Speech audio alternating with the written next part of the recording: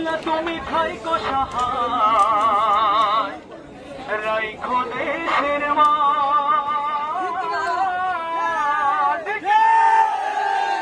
আমাকে অলরেডি কালিমা পড়াচ্ছে, আমি খালি বলছি আমার ঠোঁটে 2 ফোঁটা পানি দেন।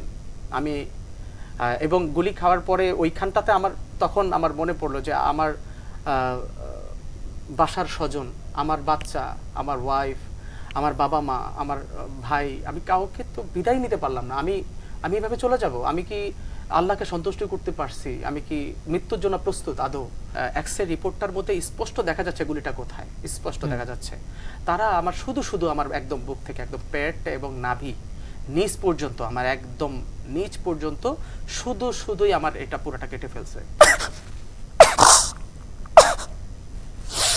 রক্তাক্ত জুলাই উপলক্ষে বাংলা ভিশনের বিশেষ আয়োজনে আপনাদের স্বাগত জানাচ্ছি। আমি কিফায়াত শাকিল। দর্শক, আজ আমার সঙ্গে যিনি রয়েছেন তিনি যাত্রাবাড়ি অঞ্চলে আন্দোলন যারা করছিলেন তাদেরকে গান শুনিয়ে উজ্জীবিত করতেন এবং তিনি সেই আন্দোলনে নিয়মিত অংশগ্রহণ করেছিলেন।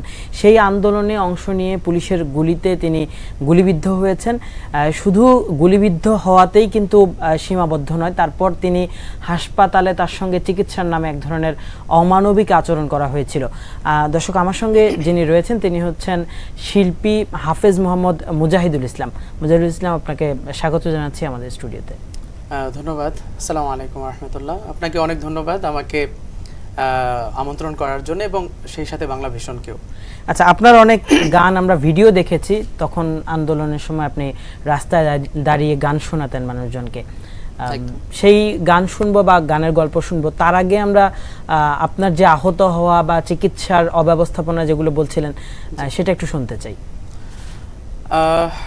আসলে অনেক দুঃখ এবং চাপা কষ্ট এখন লাগে। আজকে যখন আমরা কথা বলছি, আজকে ঠিক 1 বছর আগে আমরা এই সময়টায় বাংলাদেশে কি অবস্থা ছিল আমার মনে আছে। ওই সময়টাতে আমরা স্টুডিওর মধ্যে আমরা প্ল্যানিং করতাম কিভাবে কি করব, আগামীকালকে আমাদের প্ল্যানিং কি হবে, আমরা কোন প্লেসে যাব। তো সেই কথা বলার আগে, যেই কারণে আমরা দেশকে স্বাধীন করেছি, স্বৈরাচার মুক্ত করেছি, তখন এক প্ল্যাটফর্মে সকলে মিলে কাজ করেছি। তবে এখন দেখতে পাচ্ছি যে জুলাইকে রাজনীতি যারা করেন এটা নিয়ে আমার কোনো মতামত নেই, কারণ ভিন্ন ভিন্ন রাজনীতি বাংলাদেশে হবে, একজন আরেকজনের বিপক্ষে কাজ করবে। বাট অন্তত জুলাইটাকে নিয়ে যেভাবে রাজনীতি করা হচ্ছে, আমরা যারা গুলিবিদ্ধ আমরা খুব ব্যথিত হই। এবং গত 1 বছরে আমার মনে হয় না একটা দিনের জন্য কোনো সরকারি কর্মকর্তা আমাকে অন্তত দেখতে গিয়েছেন। এবং আমি এখনও আপনার সামনে যখন স্ট্যান্ড বাই কথা বলছি, ঠিক আমার মাজার নিচে দিকে মাজাতে গুলিটা ঢুকেছে এবং এটা প্রস্রাবের থলির নিচে আছে। আপনারা জানেন, আপনি তো আমাকে একটা ইন্টারভিউ নিয়েছেন, তখন আমি হাসপাতালের বেডে ছিলাম। তো তারা তখন আমাকে বলেছিল যে এটা বের করা যাবে। সেখান থেকে সিএমএইচ থেকে পরবর্তীতে তারা বলছিল যে এটা ইন্টারন্যাশনালি আপনাকে যাওয়ার ব্যাপারে আমরা কাজ করছি। তো সেটা নিয়েও দেখা যায় যে এখন পর্যন্ত আমার শুধু না, আমি তো এখনও দেখছি যে আমি তো এখন হয়তো একটু চলাফেরা করতে পারি। এই যে আপনার এখানে যখন আসছি, ঠিক আমি গাড়িতে যখনই উঠি, আধা ঘন্টা গাড়িতে বসা থাকলে আমার সেই গুলির যেই জায়গাটা, ব্যথাটা, সেটা আমার ব্যথা করে। আমি এখনও সেই ব্যথা অনুভব করছি আপনার সাথে বসে। তো সেই জায়গা থেকে বলবো যে চিকিৎসা আমাদের সাথে যেই ব্যাপারটা, যে আমাদের সাথে যে চিকিৎসার কথা বলা হয়েছে, সেটা যেমন ব্যাহত হয়েছে। এবং আমাদের জুলাই সনদ এবং আমাদের এই জুলাইটাকে আমরা যেই কারণে বাংলাদেশটাকে স্বাধীন করেছিলাম, ফ্যাসিস্ট মুক্ত করে আমরা যে সুস্থ সুন্দর একটি আগামী দেখতে চেয়েছি, সেটা একটা দলাদলির মাধ্যমে হয়তো ব্যাহত হচ্ছে। আর সেটার বলির পাঠা হচ্ছি আমরা যারা সরাসরি স্পটে জুলাই যোদ্ধা ছিলাম। আপনি আহতটা কিভাবে হলেন এবং হাসপাতালে একটু যদি ধারাবাহিকভাবে গল্পগুলো বলেন। শুরু থেকে যদি বলি, আপনি জেনে থাকবেন যে শুরুর দিকেই আমাদের যে কাজটা ছিল, আমাদের আক্ষেপ ছিল, যখন এটা বৈষম্য বিরোধী ছাত্র আন্দোলন যখন হচ্ছিল, তখন মনের মধ্যে আমাদের ভিতরে একটা চাপা কান্না ছিল। আমরা অতীত থেকেই বিভিন্নভাবে জুলুমের শিকার। আমরা যারা মাদ্রাসার স্টুডেন্ট, আমরা ওন করি যারা ইসলামকে। আপনি জানেন যে বিগত ফ্যাসিস্ট সরকার আমাদেরকে এমনভাবে সারা বিশ্বের মাঝে জঙ্গি তকমা কোণঠাসা করে, এবং আমাদের অনেক ভাইদেরকে যেভাবে জেল জুলুম, আমার বাবাও অনেক দিন পর্যন্ত বাসায় ঘুমাইতে পারে নাই, এবং মামলা হামলা তো ছিলই। সেই জায়গা থেকে একটা কষ্টের জায়গা ছিল। তো সেই জায়গা থেকে ঢাকা ইউনিভার্সিটির এক মানে হাসাত আবদুল্লাহ ভাইয়ের খুব ক্লোজ ছোট ভাই, তিনি আমার গজলগুলো শুনতেন। মানে আমার অনেক ভাইরাই শুনেন আমাদের গজলগুলো, আমরা নাশিদ করি অনেক আগ থেকে এবং ছোটবেলা থেকেই নাশিদ করি, আপনি জানবেন। তো তিনি আমাকে বললেন যে আপনি কোথায় আছেন, আমার সাথে যোগাযোগ করলেন আমার টিমের সাথে। তো তারা বললেন যে আমরা চিটাগাং রোডে আমাদের অফিস। তো তিনি তাদেরকে সহযোগিতা করতে বললেন যে আমাদের এই আন্দোলনে আপনার মতামত কি। আমরা বললাম অবশ্যই আমরা চাই আমাদের বিজয়, ছাত্রদের বিজয়। তো সেই জায়গা থেকে বললো যে আমাদেরকে একটু সহযোগিতা করেন। তো তার পরামর্শে এবং আমাদেরও কিছু দিক নির্দেশনা ছিল, সেই জায়গা থেকে আমাদের সুর সংসদ শিল্প গোষ্ঠী আমরা তখন পুরো টিম নিয়ে আমরা বিভিন্ন স্পটে চিটাগাং রোড থেকে যাত্রাবাড়ি, কখনো সানারপাড়, কখনো সাইনবোর্ড, কখনো যাত্রাবাড়ি, বিভিন্ন স্পটে যখনই আমাদের ভাইরা বলতেন যেখানে আমরা সেখানে জাগরণী গান গেয়ে, সংগ্রামী গানগুলো গেয়ে, আপনারা জেনে থাকবেন যে ৭১-এ যেভাবে আমাদের শিল্পীরা গান গেয়েছিলেন, মোরা একটি ফুলকে বাঁচাবো বলে যুদ্ধ করি। আমি মাথায় ওটা রেখেছি যে শিল্পীদের কণ্ঠের মাধ্যমে হাজার হাজার মানুষ জীবন দিয়েছে, যুদ্ধে জয়লাভ করেছে, অস্ত্র ছিল না। আমরা ওয়াই নট, আমরা কেন পারবো না? আমাদের একটা উদ্যম ছিল এবং আমাদের এই কণ্ঠকে আল্লাহ কবুল করেছেন, আমরা বিজয় লাভ করতে পেরেছি। আমাদের কণ্ঠ দিয়ে আমরা যুদ্ধটা করেছি এবং আমরা স্পটেও ছিলাম সবসময়। সেটা আমরা দেখেছি বিভিন্ন ভিডিও। তো আপনি আহতটা হলেন কিভাবে, কবে? জি, আহতটা একদম শেষ সময়, মানে 5ই আগস্টের আগ মুহূর্তে আমরা খুবই সেফলি প্রোগ্রামগুলো করতাম এবং আপনি জানেন যে জুলাইয়ের শেষের দিকে 20 তারিখ, জুলাইয়ের 20-এর পর থেকে চিটাগাং রোডে প্রচুর ম্যাসাকার করা হয় এবং আমাদের অনেক, মানে আমাদের খুব কাছের কিছু ভাই শহীদ হন সেখানে। তখন আমাদের আরও বেশি জুলাই বিপ্লবের চেতনাটা আরও বেশি আমাদের মধ্যে কাজ করে যে না, আমরা এগিয়ে যাবই। একটা সময় মনে হচ্ছিল যে না, আমরা মনে হয় পারবো না। তো হাল ছেড়ে দেওয়ার মতো আমরা পাত্র নই। সেই জায়গা থেকে যখন 4 তারিখ হয়ে যায়, যখন আর্মির প্রধান বলে যে আমাদেরকে আর গুলি করা হবে না, আমরা তখন একটা আস্থা জায়গা পাই এবং 5 তারিখ সকালে যে কোনো, আপনারা জানেন যে সকাল থেকে আমরা দেখছিলাম আমাদের কিছু ভাইরা ছিলেন, তাদেরকে আমরা, যেহেতু পুরো দেশটাই লকডাউনে ছিল, তো সেই জায়গা থেকে তাদেরকে লুকিয়ে পাঠাতাম যে তোমরা দেখো রাস্তাঘাটের অবস্থা কি। সকাল 10টা পর্যন্ত কোনো লোক ছিল না, কিন্তু 10:30 11টার মাঝামাঝি সময়ে লাখ লাখ মানুষ চিটাগাং রোডমুখী, মানে এটা হচ্ছে আপনার হয়তো কুমিল্লার যে রোডটা, ঢাকা চট্টগ্রাম যে রোড, যাত্রাবাড়ি মুখ হয়ে যাচ্ছে সবাই। তখন আমরা সেখানে একত্রিত হই এবং আমরা আগাই। যেতে যেতে হঠাৎ, মানে আমরা যখন সাইনবোর্ড পার হই, সাইনবোর্ডে আমাদেরকে আর্মিরা সেখানে আটকান এবং সেখানে আমরাও স্লোগান করি এবং তারাও আমাদেরকে বলছেন যে ঠিক আছে আপনারা যেতে পারেন, কোনো সমস্যা নেই, বিশৃঙ্খলা করবেন না। আমাদের হাতে জাস্ট পতাকা ছিল, আমরা সেখানে কোনো রকমের কোনো কিছুই আমরা নিয়ে যাই নাই। তো পতাকা নিয়ে বিজয় উল্লাস করতে করতে আমরা গণভবনের দিকে আগাচ্ছিলাম। এটাই ছিল আমাদের কাজ, সেদিনের কাজ ছিল, কর্মসূচি ছিল। তো আমরা যখন শনি আকড়ার দিকে আগালাম, তখন হঠাৎ করে রাজপথে দেখলাম যে রক্ত পড়া। তো রক্তগুলো দেখে আমার মানে খুব খারাপ লাগছিল। মানে গরু জবাই করলে রক্ত জমাট হয়ে যেভাবে মোটা হয়ে থাকে, তার মানে এই লাশগুলো সকালে গুলি করা হয়েছে, মানে 10টা, ধরেন 8টা 9টার দিকে, যখন মানে বেশিক্ষণ আগে না, একদম তাজা রক্তগুলো পড়া এবং সাউন্ড গ্রেনেড ফুটছে। তো অনেক মানুষ তখন থেমে যায়, থেমে যেয়ে তারা বলে যে সামনে গুলি করা হচ্ছে, যাত্রাবাড়ির সামনে খুব গোলাগুলি হচ্ছে, যাওয়া যাবে না। তো সেখান থেকে আমাদের কিছু ভাই তাকবীর দিয়েছেন এবং কিছু ভাই আমাদেরকে বলছিলেন। ইভেন সেই সময়টায় আমার মনে আছে আজান চলছিল, তার মানে জোহরের আজান চলছে। আমাদের মধ্যে একটা ইন্সপিরেশন ছিল আমাদের যেতেই হবে, আজকে যদি আমরা পিছিয়ে যাই তাহলে পিছিয়ে যাবে বাংলাদেশ। এই কথাগুলি বলছিল আমাদের পাশের ভাইরা। মাইকে যখন বলছিল ভাই আপনারা পিছাবেন না, পুলিশ কত গুলি করবে, কত মানুষ মারবে, আজকে যদি আমরা পিছিয়ে যাই আমরা হেরে যাব এবং আমাদের বাংলাদেশ পিছিয়ে যাবে। তো সেই চেতনা ধরে আমরা গুলির মুখে, তখনও ওইভাবে গুলি করে নাই, কিছু কিছু গুলি করা হচ্ছে, সাউন্ড গ্রেনেড ফোটানো হচ্ছে। সেই জায়গা থেকে নারায়ে তাকবীর দিয়ে আমার কিছু ভাই, আমরা 100-150 মানুষ, লাখ লাখ মানুষ সেখানে, আমার ভাইরা ছিলেন আমার সাথে, সুর সংসদের আরও শিল্পীরা ছিলেন, ওরাও কিছুটা ভয় পাচ্ছিলেন যে সামনে যাবে কি যাবে না। এরপরেও আমার কিছু ভাইকে নিয়ে, এর মধ্যে আতাউর রহমান ইসমাম ছিলেন, আরও ভাইরা ছিলেন, আমি বলবো ইনশাআল্লাহ। তো সেই জায়গা থেকে আমরা সামনে এগিয়ে যাই। তো যখন যাত্রাবাড়ি থানার সামনে আমার তখন মাথায় স্মরণে নাই যে আমরা একদম স্পটে চলে আসছি যেখানে গুলি, যখন যাত্রাবাড়ি থানার সামনে আমার ডান পাশে থানা, আমরা বাম পাশের রাস্তায় ছিলাম, মাছের আড়ত পার হলাম, থানার সামনে চলে গেলাম, হঠাৎ করে অতর্কিত আমি এখন ভিডিও ফুটেজগুলো দেখি যে কিভাবে তারা গুলি করছে। আমরা তো তখন বুঝতাম না এত গুলি করা হয়েছে যে সেখানে আপনার ধোঁয়াতে বোঝা যাচ্ছিল না যে আমাদের সামনে পুলিশ না ডান পাশে পুলিশ। আমরা ভাবছিলাম ডানে পুলিশ, আমরা মাঝখানে যে পিলারের নিচে মানুষ লুকাইছিল সেখানে এসে আপনি একটা ফুটেজ হয়তো অনেকেই দেখছেন যে এসে গুলি করছে এবং সেখানে মৃত্যু নিশ্চিত করছে।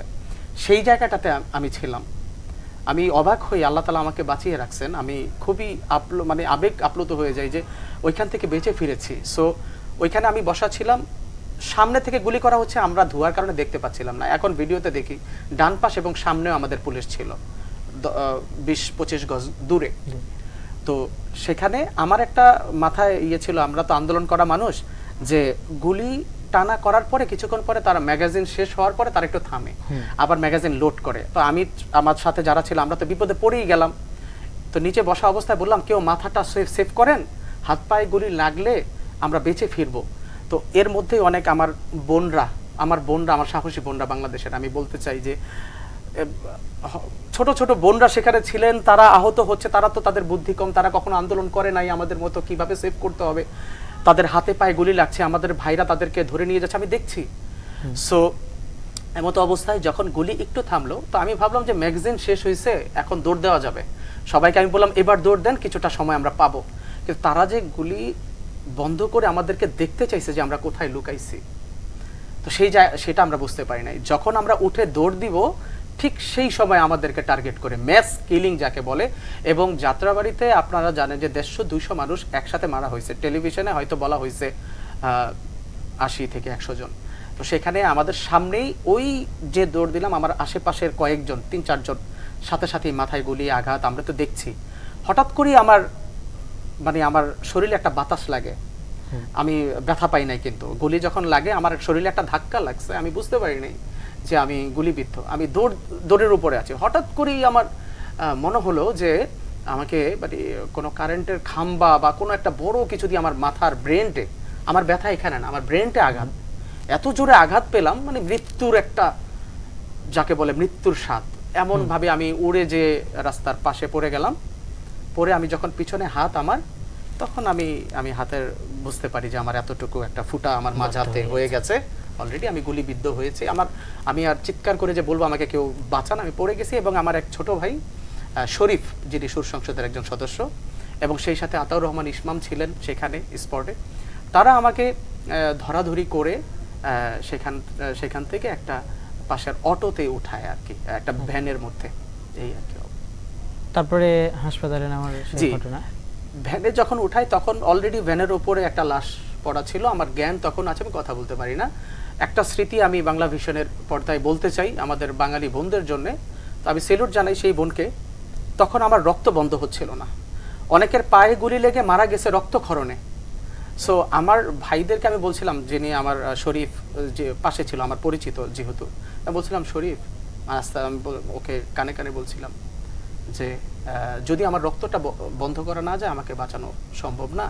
কারণ তারা বলতেছে প্রত্যেকটা গল্লিতে ছাত্রলীগের কর্মীরা দাঁড়িয়ে আছে, আপনাকে যে কোথাও নিব, একটা লাশ অলরেডি কাঁপতে কাঁপতে মারা গেল কিছুক্ষণ আগে, আপনার মাজায় গুলি লাগছে, আপনার রক্তক্ষরণ হচ্ছে, আপনিও যে কোনো সময় আমাকে অলরেডি কালিমা পড়াচ্ছে। আমি খালি বলছি আমার ঠোঁটে 2 ফোঁটা পানি দেন। আমি এবং গুলি খাওয়ার পরে ওইখানটাতে তখন আমার মনে পড়লো যে আমার বাসার স্বজন, আমার বাচ্চা, আমার ওয়াইফ, আমার বাবা মা, আমার ভাই, আমি কাউকে তো বিদায় নিতে পারলাম না। আমি এভাবে চলে যাব? আমি কি আল্লাহকে সন্তুষ্ট করতে পারছি? আমি কি মৃত্যুর জন্য প্রস্তুত আদৌ? ওই সময়টা এগুলো ভাবছিলাম এবং কালিমা পড়ছিলাম, ভাবছিলাম যে আমি মরেই যাবো এরকম। তবে সত্যি কথা বলি যে ওই ধাক্কার পরে আমার আর যন্ত্রণা, ব্যথাটা অনুভব হচ্ছিল না। আমি মনে করি যে যারা মারা গেছে, মৃত্যু যাদের এই ফ্যাসিস্টের হাতে হয়েছে, তারা শাহাদাত বরণ করেছেন এবং শাহাদাতের মৃত্যুতে কোনো ব্যথা নেই, আমি সেটা ফিল করি। যাই হোক, সেই সময় আমাকে কয়েকজন পতাকা, তাদের হাতে পতাকা ছিল, পতাকা দিয়ে ধরছে কিন্তু ভিজে যাচ্ছে, রক্তে ইয়ে হয়ে যাচ্ছে। ওই বোনটা তার বুকের ওড়না আমি এটাই বারবার বলি যে ওই ওড়নাটা এখনো আছে সংরক্ষিত, আমি রেখে দিয়েছি। সেই ওড়নাটা সে ভাই একজন ভাইকে দিয়ে বললো যে এই ওড়নাটা পেঁচিয়ে যদি আপনি এটা ধরেন, যদি আটকায়। তো সেটাই বলি যে আমাদের বোনদেরও এই যুদ্ধে কতটুকুন পর্যন্ত তাদের ইয়া ছিল, কন্ট্রিবিউশন ছিল। তো সেই ওড়নাটা দিয়ে তারা যখন একদম পেঁচায় এত বড় করে ধরলো, মোটামুটি আমার রক্ত তখনও তো চলছে, এত জর্জেটের ওড়না ছিল, কাজও ছিল না। তো ওই সময় তাড়াতাড়ি করে সেই ওটাকে ভ্যান বলে, ভ্যান, সেই ভ্যান দিয়ে আমাদের কোথায় নিয়ে গেল একটা জায়গায়, আমার একটা এটিএস টাইপের কিছু দিল, রক্তটা বন্ধ হলো। সেখান থেকে বলতেছিল যে আপনার তো চিকিৎসা হবে না, কারণ আজকে সারা এত ম্যাসাকার হচ্ছে, কোথাও কোনো ইয়া পাওয়া যাচ্ছে না, কি বলে এটাকে, অ্যাম্বুলেন্স পাওয়া যাচ্ছে না। তো এমন সময় আল্লাহর কি মহিমা যে একজন গর্ভবতী মহিলা তিনি বাচ্চা প্রসব করবেন এমন একটা অবস্থা, হয়তো তিনি অ্যাম্বুলেন্স নিয়ে আসছে সেই ওই ইয়াটা ক্লিনিকের সামনে, আমাকে যেখানে জাস্ট একটা ব্যথার সুই দেওয়া হয়, আর ওই জায়গাটা হয়তো একটা কিছু দিয়ে আটকে দেওয়া হয়েছে আর কি, এবং বলছে তাড়াতাড়ি ঢাকা মেডিকেলে নিয়ে যাওয়ার জন্য। আলহামদুলিল্লাহ সাথে সাথেই আমি সেই অ্যাম্বুলেন্সটা পেয়ে গেলাম, এবং ওইখানে শরীফ সহ আমাদের যারা ছিলেন 2জন না 3জন ছিল আমার সাথে, তারা উঠে গেল।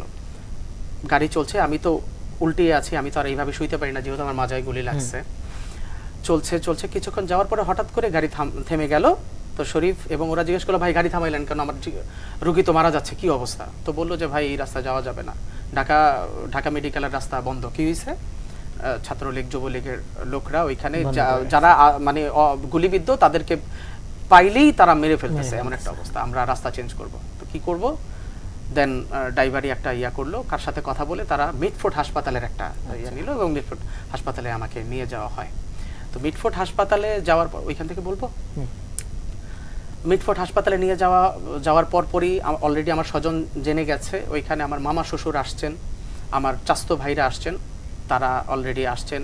এবং ওইখানে যাওয়ার পর একের পর এক লাশ, ভাই মানে কি বলবো, ওইখানে আমাকে নিচে 20 মিনিটের মতো রাখা হয়েছে ওইখানে কিছু কাগজপত্র করার জন্য। ওই লোকগুলো দৌড়াদৌড়ি করছে, আমি দেখছি যে 4 ব্যাগ রক্ত ইয়া করা লাগবে, এগুলো যে করা 2 তলা 3 তলা দৌড়াদৌড়ি যে করা। তো আমাকে 20 মিনিটের জন্য রাখছে, সেখানে না হইলেও 30-40টা ছেলের লাশ আমার সামনে, রক্ত এতভাবে খালি ঢুকতেছে, আর মানুষ কান্না করতেছে, কেন গুলি করতেছে? তখন অলরেডি ফেসিস্ট পালাইছে, 2টা-2:30 বাজে, তখন অলরেডি আর্মি ঘোষণা করতেছে। এমন সময় এরকম কিলিং, মানুষ হাহাকার করতেছে যে কেন গুলি করা হচ্ছে আমাদেরকে, আমরা তো কেউ কিছু করি নাই। তো ওই সময় আমার মনের মধ্যে আমার ছোট ভাই ছিল, আমার সবার ছোট, 5 ভাই আমরা, সবার ছোট ভাই নাম হচ্ছে মারুফ, ও ছিল। তো ও এখানে ছিল, আমার সাথে ছিল যখন, তো ও দৌড় দিয়ে পালাইতে পারছে। তো আমি খালি ভাইদেরকে বলছিলাম যে ভাই একটু চেহারাগুলো আমাকে একটু দেখায়েন ভাই, যদি আমার ছোট ভাই হয়। আমি ভয় ছিলাম যে আমার নিজে আমি যখন এই অবস্থা, তখন আবার ভাইয়ের কথা চিন্তা করছি। একদম একদম, আমার ছোট ভাই, আমরা খুব আদরের। এবং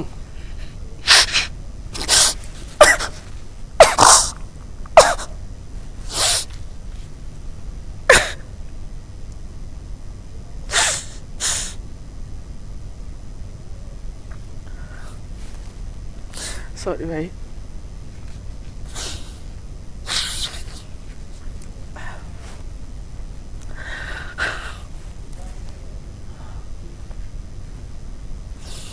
তো ওই সময়টা আমার জাস্ট খালি মনে হচ্ছিল যে আমি চলে যাব, কিন্তু আমার ভাই, আমি ফোন করে আনাইছি, ও আন্দোলনে ছিল, কিন্তু ওদিন আমার ইয়ে হচ্ছিল যে আমি ওরে ছোট একটা মানুষ, ও মাত্র ম্যাট্রিকে পড়ে, আমি ওরে আনাইলাম এই গুলির মধ্যে, আমি ওরে নিয়ে গেলাম, আমি নিজেকে ক্ষমা করতে পারবো না, এরকম একটা অবস্থা ছিল। তো সেই জায়গা থেকে পরবর্তীতে আমি খবর পাই যে ও সেফ আছে, এবং আমার রিসেন্ট ছোট ভাই যিনি ইসমাম, ও জানাইছে ওর সাথে আছে, এবং ও যাত্রাবাড়ি পার হয়ে গেছে আলহামদুলিল্লাহ। তো তখন আমি নিশ্চিত হই এবং জানানো হয় যে আমার মারুফ সেফ আছে।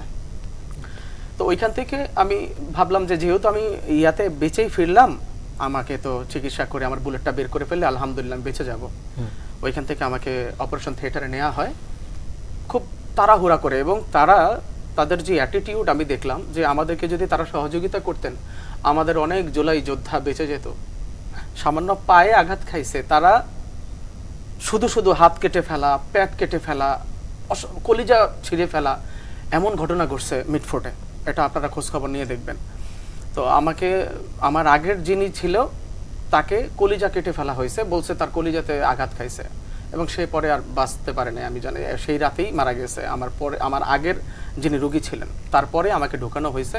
আমার মামা শ্বশুর ছিলেন, আমার বাবা মা তখনও আসতে পারে নাই, তো তার একটা সিগনেচার নিচ্ছে, আমাকে নিয়ে গেল। আমি কখনোই তো অপারেশন থিয়েটার জানি না, আমাকে নেওয়া হয়েছে। নেওয়ার পরে বলতেছে যে তাদের অ্যাটিটিউড, ওই বললাম যে তাদের খোশ গল্প, একটা এতগুলা ম্যাস কিলিং, তাদের কাছে এত এত রক্তের ঝরা মানুষ আসতেছে, মৃত্যু বরণ করতেছে, ডাক্তারদের মধ্যে ন্যূনতম তাদের চোখের দিকে আমি তাদের কথাবার্তা, তারা হাসাহাসি করতেছে একরকমের। এবং পরে বুঝলাম যে না, ওই সময়ে আমাদেরকে রেখে আমি অপারেশন থিয়েটারে বসা, তারা বলতেছে যে মানে এই কোর্সে ও তো 2 দিন পরে আর্মিদের ইয়াতেই চলে আসবে, আর্মিরা ক্ষমতা নিবে, এই কথাগুলো চলতেছিল অপারেশন থিয়েটারে। মানে শেখ হাসিনা ফেরত আসবে এবং এগুলো কিছুই হবে না, মানে আমরা যা চাচ্ছি, আমরা যে নতুন বাংলাদেশের স্বপ্ন দেখি। তো তখন তো আসলে জীবনের সন্ধিক্ষণে, জীবন মৃত্যুর সন্ধিক্ষণে ছিলাম। ওই কথাগুলো তখন আর খুব একটা কথাই বলতে পারছিলাম, শক্তি নাই, আমি প্রস্রাব করতে পারছিলাম না, খুব প্রস্রাব ধরছিল তখন। তো যাই হোক, আমাকে অজ্ঞান করে ফেলে, আমি তো জানি না আর কোনো কিছু, সুই দিল মুখে, ইয়া দিল কি জানি একটা। সো এরপরে আর কিছু মনে নাই। যখন আমার জ্ঞান ফিরে রাত সন্ধ্যার পরে হয়তো আমার ইয়া শেষ হয়েছে, আমার ফ্যামিলি বললো যে আমি যখন বের করে তখন আমি সবার নাম বলতেছি, কিন্তু আমার কিছুই মনে নাই।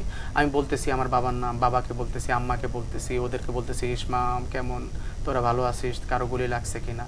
কিন্তু ওই সময়টা হয়তো ওই ইয়াটা আমার স্মরণে নাই। আমার স্মরণ আসছে রাত যখন 10টা-11টা বাজে, আমি একটা ঘুম থেকে জাগলাম। জাগার পরে আমি তখন ওই যে অপারেশন করার পরে অবজারভেশনের জন্য রাখা হয়, তখন ইয়াতে দেওয়া হয় না, ওয়ার্ডে দেওয়া হয় না।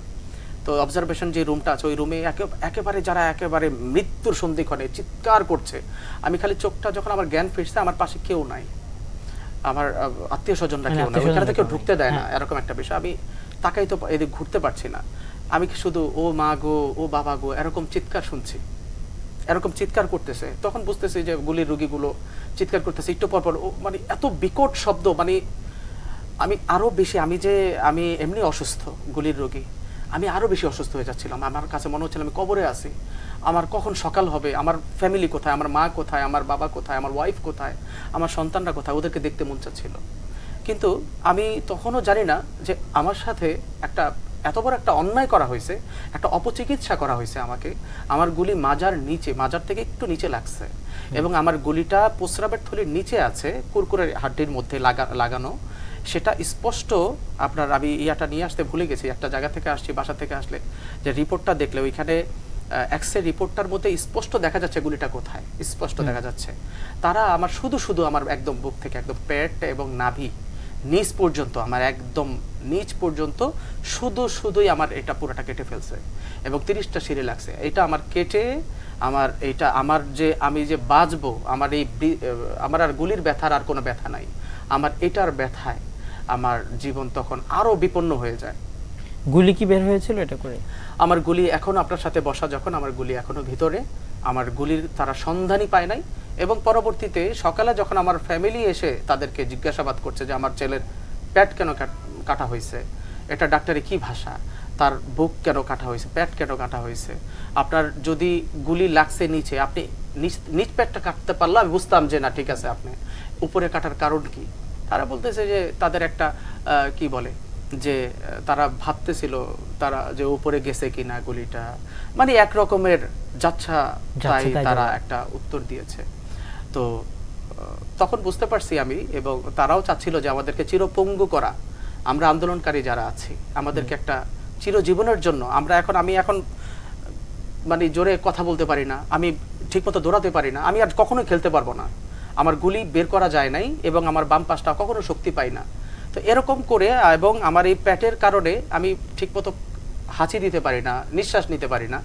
সো আমি ভুগছি, এবং আমার সাথে এই অপচিকিৎসার জন্য আমার পাশে আমি ধন্যবাদ জানাই যে আমার বাংলা ভিশন এবং আমার শাকিল ভাই আপনি আমার রিপোর্টটা করেছিলেন সেই সময়, এবং ওই সময়ে ইনভেস্টিগেশন হয়েছে সরকারিভাবেও, আমাকে বলেছেন যে যেই যেই যেই ডাক্তার আমাদেরকে অপচিকিৎসা করছে, আমাদের আন্দোলনকারী, তাদেরকে অবশ্যই আইনের আওতায় নিয়ে আসবে। পরবর্তীতে আসছে কিনা আমি জানি না, কারণ মামলা করেছেন তাদের বিরুদ্ধে? আমাকে বলেছিল, কিন্তু আমি, আমার বাবা এবং মা বলল যে আমি এত বেশি অসুস্থ ছিলাম, আমি 2 মাস বেডে ছিলাম। সো যেই সময়টাতে এটা নিয়ে মামলাটা করার দরকার ছিল, দৌড়াদৌড়ি করার দরকার ছিল, সেটা আমার করা হয় নাই সেইভাবে। আমি আমার শারীরিক বিষয় নিয়ে আমার ফ্যামিলি ইনভলভ ছিল, ব্যস্ত ছিল, এবং সেই কারণে মামলাটা করা হয় নাই। তবে আপনি যেটা বলছিলেন যে বাংলা ভিশনে আপনার সংবাদ প্রচারিত হয়েছে, আমিই করেছি সেটি, তখন আমরা আসলে আপনার যে চিকিৎসার জন্য অর্থনৈতিক সংকটের বিষয়টাকে আমরা মূলত প্রাধান্য দিয়ে রিপোর্টটি করেছিলাম। পরবর্তীতে সেই সমস্যাগুলো কি সমাধান হয়েছিল? তৎক্ষণাৎ ওইখান থেকে আমার ফ্যামিলি যখন বুঝলো যে এইখানে আমার ছেলে থাকলে অলরেডি একটা অপচিকিৎসা হয়ে গেছে, ডাক্তাররাও পালিয়ে গেছে পরের দিন সকালে, আর ডাক্তাররা ওরা নাই। কারণ আপনারা জানেন যে ওই রাতে, ওই বিকেলেই তো ফ্যাসিস্ট পালিয়ে যায়, এবং এটা সবাই যখন জানে, তো যেই ডাক্তারগুলো আমাদের সাথে এই কাজগুলো করেছেন তারা বেশ কিছুদিন তারা লুকায়িত ছিল। এটা পরবর্তীতে আমরা জানি। তো আপনার যে রিপোর্টটা আমাকে নিয়ে হয়েছে, আমি খুব ফিল করছিলাম ওই সময়। আমি ইসলামিক সেন্ট্রাল হাসপাতালে ছিলাম, আপনি সেখানে গিয়েছিলেন। তো সেখানে আমি কিছুদিন থাকার পরে আমাকে টাকার জন্য খুব চাপ দেওয়া হচ্ছে। একটা সময় বিল চলে আসছে 3.5 লাখ টাকা। তো আমি তো সেটা বেয়ার করার মতো আমাদের সেই পরিস্থিতি আমাদের নাই। আমি একমাত্র আমার ফ্যামিলির জন্য, আমি কাজের মানুষ, আমার 2টা বাচ্চা, আমার ওয়াইফ। সো আমি তো পড়ে আছি। আমার বাবা রিটায়ার্ড করেছেন, 4-5 বছর হয়ে গেছে। তো একটা বিশাল সমস্যার মধ্যে দিয়ে যাচ্ছিলাম। ওই সময়টায় আপনাদের রিপোর্ট যখন হয়, আলহামদুলিল্লাহ আমি শুকরিয়া জ্ঞাপন করি, আপনাদের টেলিভিশনে আসছি বলে কথা বলেন। আমি এরপরে RTV-তে গিয়েছি, বিভিন্ন টেলিভিশন আমার হয়েছে, ইন্টারভিউ হয়েছে। তবে বাংলা ভিশন আমার ফার্স্ট যখন ইন্টারভিউটা করে, আমি তখন অর্থনৈতিক একটা বিশাল সাপোর্ট আমি সমন্বয়কদের কাছ থেকে, মানে সরাসরি তারা এসে আমাকে দেখভাল করা, সরকারি লোক আসা, এবং বিশেষ করে বিভিন্ন দলের, ধরেন বিএনপি, জামাতের যে বড় বড় ভাইরা আছেন, এই আপনার প্রোগ্রামটা কোনো না কোনো মাধ্যমে ভাইরালের দিকে চলে যায়, মানুষ দেখতে পান। মানুষ আমার বিষয়টা, যেহেতু আমার এককভাবে একটা প্রোগ্রাম হয়েছে, এবং আমি সবার মানসিক একটা সাপোর্ট তখন দরকার ছিল। সেই মানসিক সাপোর্ট, অর্থের সাপোর্টটা তো পেয়েছি। সেই সাথে আপনার এই প্রোগ্রামের পরে হাসনাত আবদুল্লাহ ভাই, আমার তখন তো আমি কথাই বলতে পারি না, আমার ভাইদের সাথে এসে যোগাযোগ করেন, এবং মুজাহিদ নামে যে একটা ছেলে গুলিবিদ্ধ হয়েছে, শিল্পী, যাত্রাবাড়িতে, এবং সে সেন্ট্রাল হাসপাতালে আসা ইসলামিক, সে তৎক্ষণাৎ সরাসরি 10 জন মাধ্যম দিয়ে কথা বলে, পরবর্তীতে আমার ভাইয়ের সাথে সরাসরি আবদুল্লাহ ভাই কথা বলেছেন, হাসনাত ভাই বলে সম্পূর্ণ টাকাটা তিনি পে করেন, এবং সেখান থেকে আমাকে CMH-এ তৎক্ষণাৎ ভর্তি করার ব্যবস্থা করে দেন। এই আর কি। এখন আপনি বলছিলেন যে আপনার এখনো গুলি রয়ে গেছে, জি। কি কারণে? আপনার তো চিকিৎসা CMH পর্যন্ত আপনি গিয়েছেন, তারপর বের করা গেল না কেন? আমি এরকম সমস্যার মধ্য দিয়ে তো কখনো যাই নাই। তো আমি যখন যাই, হ্যাঁ যাব, তো আমি যখন CMH-এ যাই, আমাকে ইসলামিক সেন্ট্রাল হাসপাতালে শুরুতেই যখন তারা রিপোর্ট দেখলো, অর্থাৎ এর আগে যে হাসপাতালে ছিলাম, মিটফোর্ড হাসপাতালে, সেইখানকার রিপোর্ট দেখে ডাক্তার বললেন যে গুলি বের করা যাবে, কোনো সমস্যা নাই, তিনি রিস্ক মুক্ত আছেন, এরকম একটা বলে আমাকে ভর্তি করছেন। তো দিন যতই যাচ্ছে ততই আমি ক্রিটিক্যাল হচ্ছে, কারণ আমার সম্পূর্ণ বুক থেকে প্যাড, একদম নিচ প্যাড পর্যন্ত কেটে ফেলে। তো দুইটার যন্ত্রণা, একটা সময় গুলির যন্ত্রণা এবং এটার যন্ত্রণা, আমি একেবারে, আমার মনে হচ্ছিল, আমি মাঝে মাঝে বলতাম, আমার ছোট ভাইরা যখন আমার পাশে থাকতো, আমাকে মেরে ফেলো, আমি আর এই কষ্ট নিতে পারছি না, এমন অবস্থা হচ্ছিল।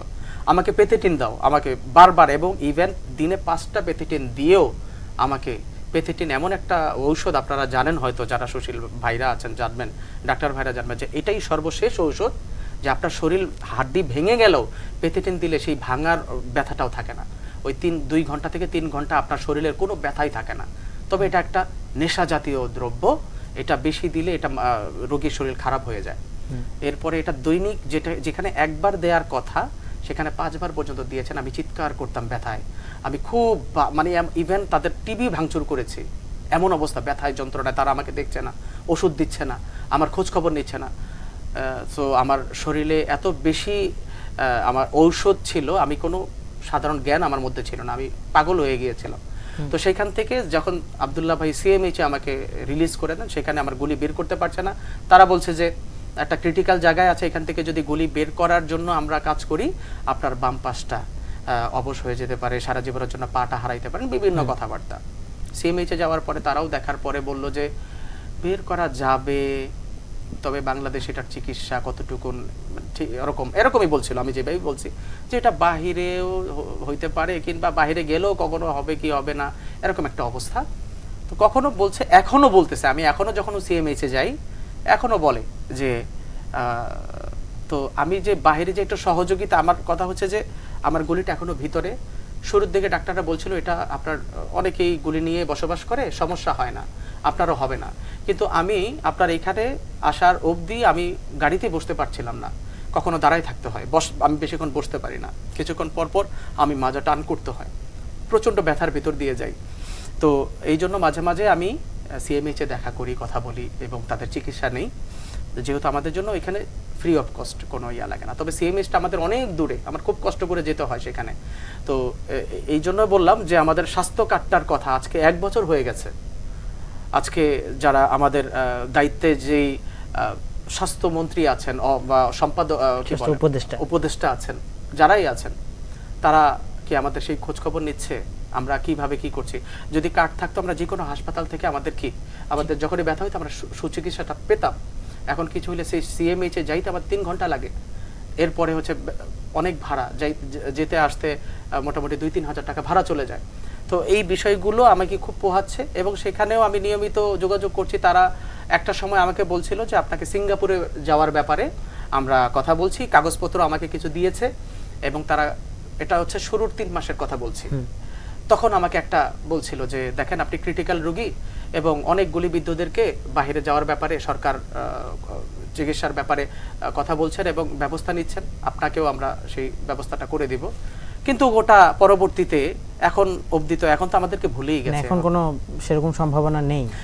এখন তো আমি দেখছি যে আমাদের তো চিকিৎসা দূরে থাক, আমরা খেয়ে পরে বেঁচে আছি কিভাবে, আমরা কি আদৌ কি আমাদের মানে কাজে ফিরতে পারছি, আমাদের ফ্যামিলিটা কিভাবে চলছে, আমরা কিভাবে যাচ্ছি।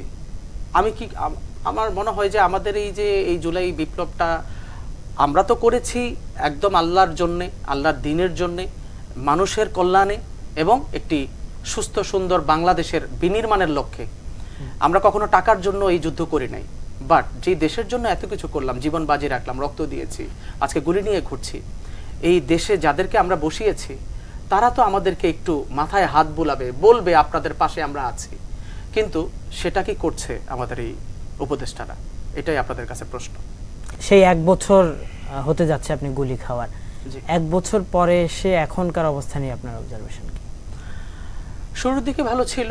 আমি প্রথম 3 মাস বিভিন্ন সমন্বয়ক ভাই এবং বোনেরা, দেশের বিভিন্ন সুশীল সমাজ বলেন, সব জায়গা থেকে, সব দল থেকে বিভিন্ন রকমের সাপোর্ট আমরা পেয়েছিলাম এবং ভেবেছিলাম যে না, একটা সুন্দর সুচিকিৎসা এবং আমাদের কর্মসংস্থানের ব্যাপারে বলা হয়েছে, আমাদের বাসস্থানের যাদের নাই তাদের সেটার কথা বলা হয়েছে। তবে এই আজকের অবজারভেশন আমি যেটা বলি যে আমাদেরকে কি সত্যি তাদের মনে আছে কিনা যে আমরা জুলাই যোদ্ধা ছিলাম।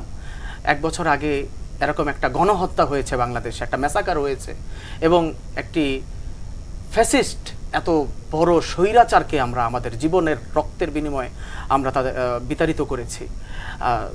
আমার প্রশ্ন এটা। এখন আমি দেখতে পাচ্ছি যে এই জুলাইটাকে নিয়ে একটা বিশাল রাজনীতি করা হচ্ছে এবং আমি চাই আজকে আপনাদের টিভির পর্দায় আমি সবাইকে, যারাই দেখবেন, আপনাদের কাছে একটাই কথা যে আমাদের এই জুলাইটাকে নিয়ে অন্তত রাজনীতি করাটা আপনাদের উচিত না। এই জুলাই যারাই যোদ্ধা, এটা যেই দলেরই হোক, আর অনেক শিশু বাচ্চারা মারা গেছে, তারা কি বোঝে, অনেক রিক্সাওয়ালা মারা গেছে, অনেক টোকাই মারা গেছে।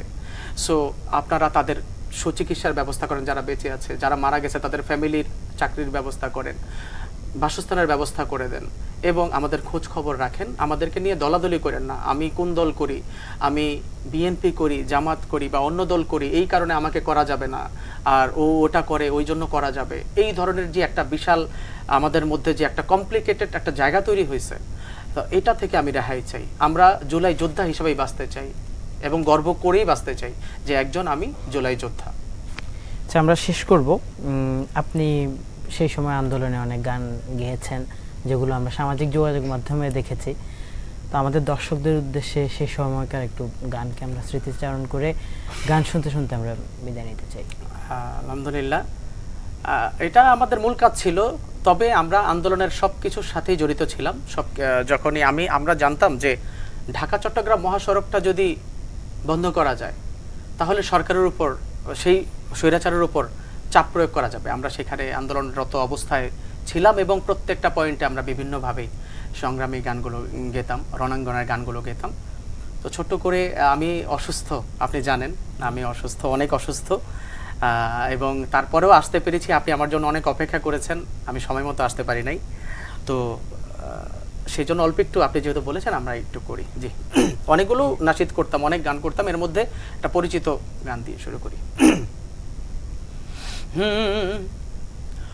পূর্ব দিগন্তে সূর্য উঠেছে, রক্ত লাল রক্ত লাল রক্ত লাল, জোয়ার এসেছে জনসমুদ্রে, রক্ত লাল রক্ত লাল রক্ত লাল।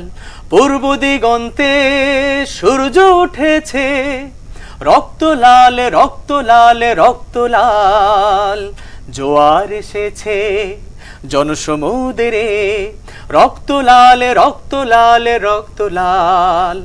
বাঁধন ছেঁড়ার হয়েছে কাল, হয়েছে কাল হয়েছে কাল হয়েছে কাল, বাঁধন ছেঁড়ার হয়েছে কাল, হয়েছে কাল হয়েছে কাল হয়েছে কাল, জোয়ার এসেছে জনসমুদ্রে, রক্ত লাল রক্ত লাল রক্ত লাল।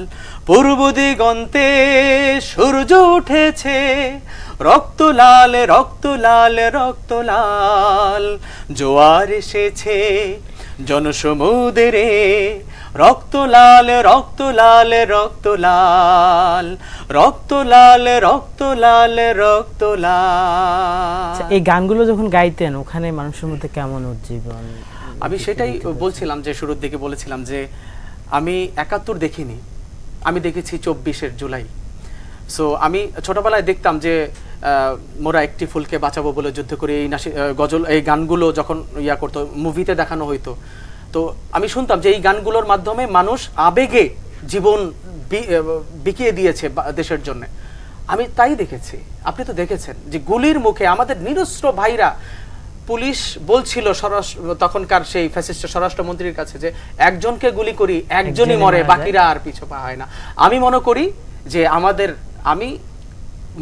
যে আমাদের এই কণ্ঠের মাধ্যমে আল্লাহ তাআলা আমাদেরকে কবুল করেছেন, এবং এই কণ্ঠ দিয়ে যখন আমরা এই গানগুলো গেতাম তখন তারা এই জীবনকে মনে করতো যে এই জীবনটা আসছে এই দেশকে, ইসলামকে সুন্দর করার জন্য, বাঁচিয়ে রাখার জন্য। ধন্যবাদ আপনাকে। দর্শক, আমরা এতক্ষণ শুনছিলাম একজন জুলাই যোদ্ধা যিনি আহত হয়েছিলেন এবং চিকিৎসার নামে তিনি একটি অপচিকিৎসারও শিকার হয়েছিলেন। আমরা তার গল্প শুনছিলাম।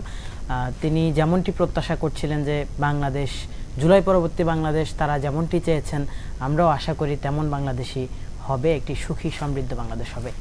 আজকের মতো বিদায় নিচ্ছি, পরবর্তী পর্বে অন্য কাউকে নিয়ে হাজির হব। ততক্ষণ ভালো থাকুন, সুস্থ থাকুন, থাকুন বাংলা ভিশনের সঙ্গে।